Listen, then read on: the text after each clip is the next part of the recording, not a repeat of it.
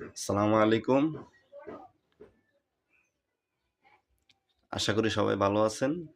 আপনারা জানেন যে আগামীকাল বিপিএল এর নিলাম কিন্তু হয়ে গিয়েছে।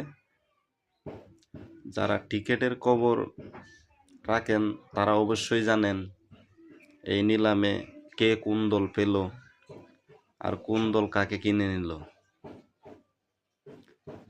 নিলামে সবকিছুই ভালো লেগেছে, কিন্তু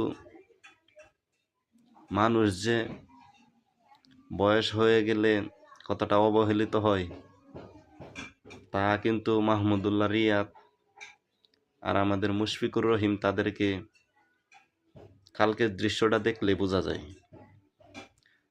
তাদেরকে কিন্তু প্রথম ডাকে কিন্তু কেউ কিনে নাই, কিন্তু অভিজ্ঞতা যে কি একটা জিনিস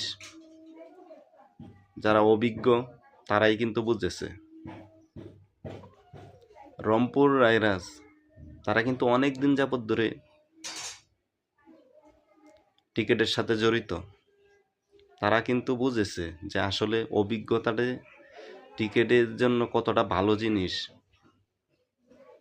তারা বুঝে শুনে কিন্তু মাহমুদুল্লাহ রিয়াদকে কিন্তু তারা তাদের দলে কিন্তু লাস্ট মোমেন্টে কিন্তু কিনে নিয়েছে।